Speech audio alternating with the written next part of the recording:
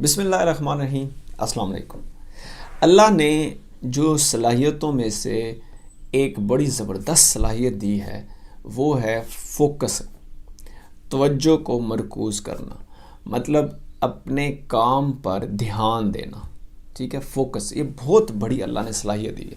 लेकिन हम इस फोकस की सलाहियत पर फोकस ना करने की वजह से या डिस्ट्रैक्शंस की वजह से हम इस सलाहियत को कमज़ोर कर देते हैं। आज बात करते हैं कि हम कैसे एक काम पर फोकस कर सकते हैं, अपने दिन में फोकस को कैसे इंक्रीज़ कर सकते हैं, कौन सी टेक्निक्स हैं जिसकी वजह से हम फोकस को बेहतर कर सकते हैं और उसमें कंसिस्टेंसी ला सकते हैं। तो इसी पे आज बात करते हैं। और ये डिस्ट्रैक्शंस हमें कैसे डिस्ट्रैक्ट कर लेती हैं, मतलब हमारे चाहने के बावजूद भी हम नहीं चाहते कि हम मोबाइल को हर टाइम देखें, लेकिन ये कैसे हो रहा है कि हम डिस्ट्रैक्ट हो रहे हैं अपने कामों से, अपने विजन से, अपनी चीज़ों से।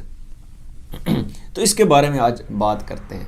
देखें, ये जो सोशल मीडिया है ना, जिसमें गूगल है, यूट्यूब है, फेसबुक है, इंस्टाग्राम है, ये जितना सोशल मीडिया है, इनके पास दुनिया के टॉप के साइकोलॉजिस्ट और टॉप के इंजीनियर्स बैठे होते हैं, जिनका जो दिन रात यही काम कर रहे हैं कि हमारी तवज्जो कैसे वो एक ही जगह पर उनके प्लेटफॉर्म पर लगा सकें।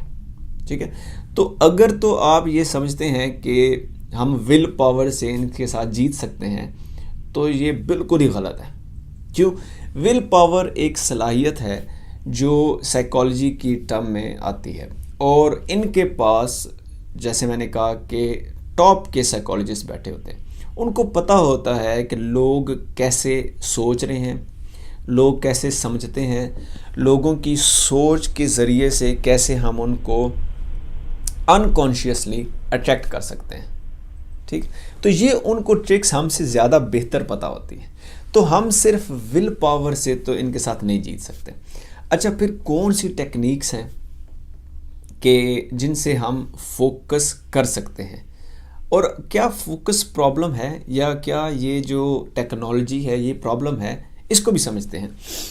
टेक्नोलॉजी देखें हमारी ज़िंदगी तो आसान कर रही है, लेकिन आजकल के अगर आप वालिदैन देखें तो वो ये बात करते हुए नज़र आते हैं कि हमारे बच्चे वक्त बहुत ज़ाया कर रहे हैं सोशल मीडिया पर, वीडियो गेम्स पर, नेटफ्लिक्स सीरीज़ पर।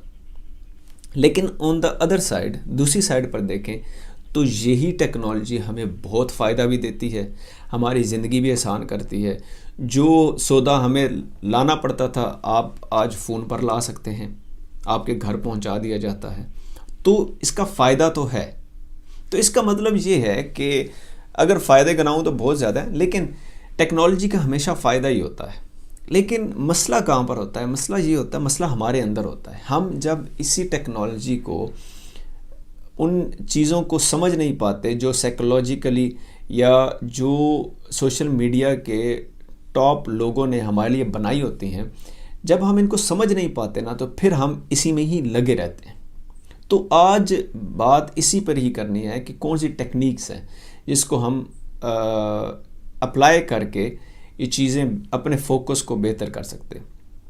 देखें, टेक्नोलॉजी आज कल जो वालिदैन को शिकायत है वो यही है कि वो सोशल मीडिया पर टाइम बहुत ज़ाया करें। लेकिन अगर आप 15-20 साल पीछे चले जाएं तो वालिदैन को ये शिकायत होती थी कि ये टीवी बहुत देखते हैं। ठीक है, सुबह शाम टीवी, सुबह टीवी, शाम टीवी, हर टाइम टीवी देख रहे हैं। और अगर आप 30 साल पीछे चले जाएं तो उस वक्त लोगों को शिकायत होती थी कि ये नावल्स बहुत पढ़ते हैं, नावल्स ने हमारे बच्चों को ख़राब कर दिया। अच्छा, मैं आपको एक और बात बताऊँ हिस्ट्री की। 1600 में जब ये नावल्स वगैरह लिखने शुरू हुए, उस वक्त सुकरात ने इसकी मुखालफत की थी लिखने की। उसने ये कहा था कि अगर हम लिखना स्टार्ट कर देंगे तो याद रखने की जो सलाहियत है ना, वो हम कमज़ोर कर देंगे। हालांकि लिखने से आज लाखों, करोड़ों, अरबों लोग फ़ायदा उठा रहे हैं जो किताबें लिखी हुई हैं या जो किताबें लिखी जा चुकी हैं।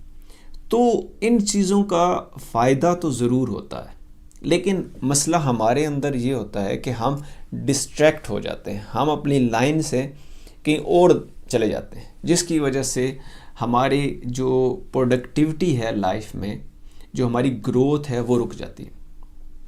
आज इसी को समझने के लिए 2 टेक्निक्स पर बात करता हूँ मैं। पहली टेक्निक्स है मास्टर द डिस्ट्रैक्शन। ठीक है, जो डिस्ट्रैक्शंस हैं ना, उनको पहले समझे कि डिस्ट्रैक्शंस आ रही कहाँ पर है। इसकी मैं मिसाल देता हूँ। एक राइटर हैं विक्टर ह्यूगो। ठीक है, उन्होंने एक दफ़ा एक डील साइन की किताब लिखने की 1 साल के अंदर। अब 6 महीने तक ना उन्होंने क्या किया कि कभी इधर जाते, कभी दोस्तों से मिल रहे हैं, पार्टी कर रहे हैं, खूब वक्त ज़ाया कर रहे हैं। ठीक है, मीटिंग शीटिंग कर रहे हैं, लेकिन उस पर तवज्जो नहीं दे रहे। तो उन्होंने 6 महीने तक सही टाइम ज़ाया किया। तो 6 महीने के बाद जब पब्लिशर की कॉल आई कि आपके पास सिर्फ 6 महीने रह गए और आपने अपनी डील के मुताबिक हमें किताब लिख कर देनी, उन्होंने क्या किया, उन्होंने अपने सारे कपड़े जो उन्होंने पहने हुए भी थे, उन्होंने अपने नौकर को दे दिए और नौकर से कहा कि इसको अलमारी में रख दो, अलमारी में रख के ताला लगा दो और चाबी जो है ना घुमा दो। एक जगह पे है घुमा दो, एक जगह पे है कि छुपा दो। ठीक है, अब उन्होंने क्या किया, 6 महीने के अंदर एक रूम में बैठ गए। बैठने के बाद सिर्फ अपनी ज़रूरियात की जो चीज़ें थी, खाना पीना वगैरह, तो उसके लिए निकलते कमरे से, वापस आते, वापस बैठ के लिखना शुरू कर देते। तो उन्होंने अपनी बेसिकली डिस्ट्रैक्शन जो थी ना, वो सारी ख़त्म कर दी थी। जब उनके पास कपड़े ही नहीं होंगे तो वो पार्टी कैसे करेंगे या दोस्तों के साथ मिलने जुलने कैसे जाएंगे। तो वो उन्होंने एक टेक्निक का यूज़ करके अपने आप को फोकस कर लिया। इसी तरह एक और राइटर हैं जोनाथन, उन्होंने भी वाईफाई का वो भी लैपटॉप पर काम करते थे। तो उन्होंने वाईफाई की पोर्ट निकाल कर उन पोर्ट्स में जिनके अंदर यूएसबी वगैरह डलती है, उन सारों में ग्लू भर दी थी ताकि मैं वो काम ही ना कर सकूं। फिर जो वीडियो गेम्स पर या दूसरी एक्टिविटीज़ पर वो टाइम ज़ाया करते थे, उनको उन्होंने अनइंस्टॉल कर दिया। तो आप इन डिस्ट्रैक्शंस को ख़त्म करना ही सबसे बेहतरीन तरीका है। अगर लेट से आप स्टूडेंट हैं और आप पढ़ाई करना चाहते हैं, तो मोबाइल दूसरे कमरे में रख दें, टेक्नोलॉजीज़ की स्क्रीन की चीज़ों को दूसरे कमरे में रख दें और तसल्ली से पढ़ाई करें। याद रखें कि आप उन लोगों से नहीं जीत सकते, वो मास्टर हैं साइकोलॉजी के। ठीक है, तो इनको ख़त्म करना ही सबसे बेहतरीन है। जिन एप्लीकेशंस पर आप टाइम वेस्ट कर रहे हैं उनको अनइंस्टॉल कर दें, या जो आपका टाइम ऑब्वियसली बेजा टाइम आपका ले रही हैं तो उनको आप अनइंस्टॉल कर दें, और यही सबसे बेहतरीन तरीका है। दूसरी जो टेक्निक है वो है make time for traction.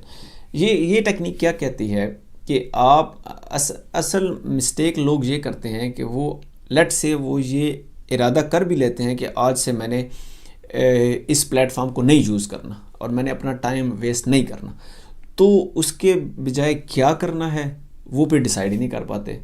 Let's say कि वो कहते हैं, मेरे साथ ये पर्सनली खुद हुआ कि मैंने फेसबुक डिलीट कर दी। अब फेसबुक डिलीट की तो मैं यूट्यूब की शॉर्ट्स पे चला गया, तो मैं यूट्यूब की शॉर्ट्स देख रहा हूँ। तो हमारा यही मसला होता है कि हम जब अगर टाइम ज़ाया नहीं करना तो फिर क्या करना है, इसको हम समझ नहीं पाते। इसके लिए बेहतरीन जो स्ट्रेटजी है वो है कि प्लान बिफोर नाइट स्लीप।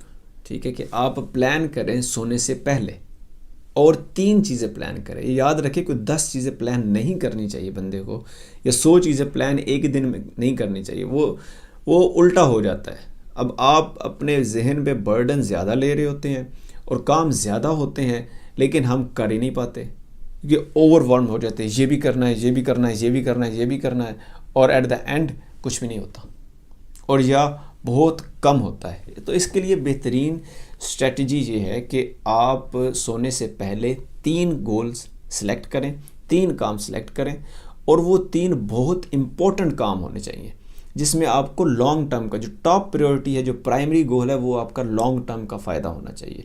और इसके अलावा 2 सेकेंडरी चीज़ें भी रखें कि हाँ 2 मोस्ट इम्पॉर्टेंट सेकेंडरी चीज़ें भी रखें कि पहले ये करना है, फिर ये करना है, और फिर ये करना है। और इन तीनों का लिंक आपके मेन मोटिव से भी होना चाहिए और आपकी ओवरऑल लाइफ से भी होना चाहिए।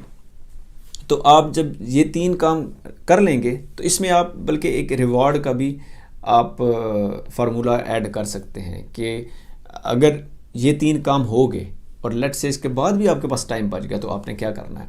तो इसके बाद आप फिर अपने आप को कहें कि ठीक है, इसके बाद अगर मैंने कोई सोशल मीडिया या कोई चीज़ इस्तेमाल करनी है तो वो आल यूज़ फॉर सम टाइम, मैं थोड़े टाइम के लिए इस्तेमाल करूँगा। तो इसके बाद फिर आप अपने आप को रिवॉर्ड के तौर पर ये कर सकते हैं। लेकिन नाइट बिफोर स्लीप आप इसको 3 गोल्स को आप फोकस करें और ये आपको फोकस करने में हेल्प कर सकती है। इतना ही 2 स्ट्रेटजीज़ पर बात करते हैं और 2 स्ट्रेटजी पर नेक्स्ट आने वाली वीडियोस में बात करते हैं और फिर देखते हैं कि हम कैसे अपनी टेक्निक्स को इस्तेमाल करके हम फोकस कर सकते हैं चीज़ों पर। और जाने से पहले मेरी बात देखें, हमें लाइफ को ना बैलेंस करना चाहिए और जो लाइफ की बहुत ज़्यादा रिक्वायरमेंट्स हैं उनको सही तरीके से समझ कर पूरा करना चाहिए। ज़िंदगी एक ही है, इसको समझना शुरू कर दें, इंशाल्लाह यही ज़िंदगी आपको आसानी देगी। बहुत सारा ख्याल रखें। अल्लाह हाफ़िज़।